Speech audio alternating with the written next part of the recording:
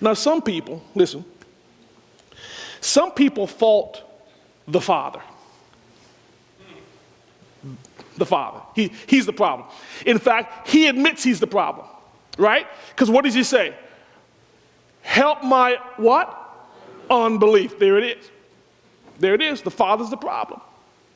The reason the disciples couldn't do it is the Father's unbelieving. But wait a second. Wait. Who brought the boy in the first place? The Father brought him. Why is the Father struggling with belief now in that he brought the boy in the first place? He had sought healing, and all he got was to be a spectator at an argument raging between the disciples and the scribes, with no assistance for his son being given. Put yourself in his situation. You bring your son to the disciples to be healed.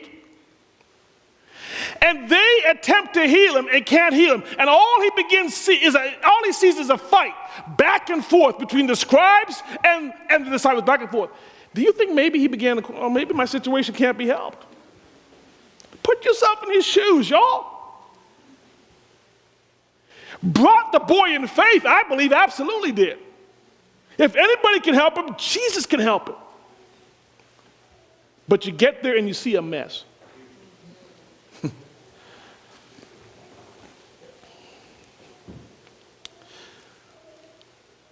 I hate to say it,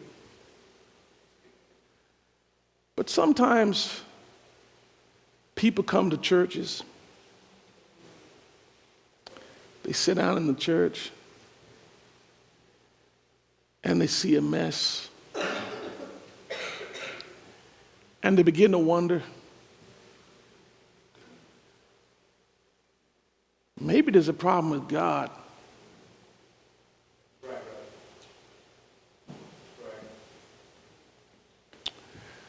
It's interesting. You don't have to turn there, but in 1 Corinthians chapter 14, Paul is talking to the church of Corinth.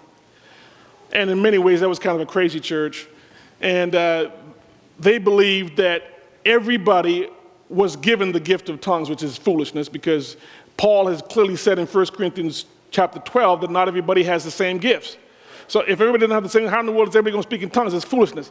And so, but they believe everybody has to give the tongues. So they would actually have church service where everybody would stand up and start speaking in tongues at once. That's crazy. Somebody say, well, that happens nowadays. It's still crazy. Okay.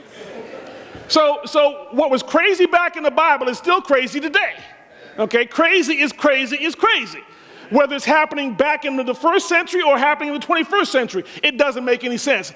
They stood up and all the people began speaking in tongues. Everybody had their own tongue. Everybody had their own message from God. Paul says, come on now, that's foolishness.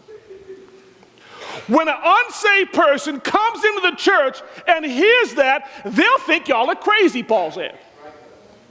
They think you all lost your mind. Come into the church, and the church is acting a fool, and then everybody says, you know what, let me get out of here because you all have lost your mind. But Paul says, when they come in and somebody prophesies in an orderly way, they get convicted to the heart, and they realize, I need to repent. Do you see what's going on in church? This dad has come to these men looking for Jesus. Jesus is up on the mountain with the other three. So they, hey, guys, can you cast this demon out? They not only don't they cast the demon out, but then they get in a fight with the folk who are there. Back and forth, they argue in front of, and the father goes, what in the world? I would say help my unbelief too. Maybe I'm the problem. Maybe it's with me. And you can see how this father is struggling. But why? Because God's people won't act right.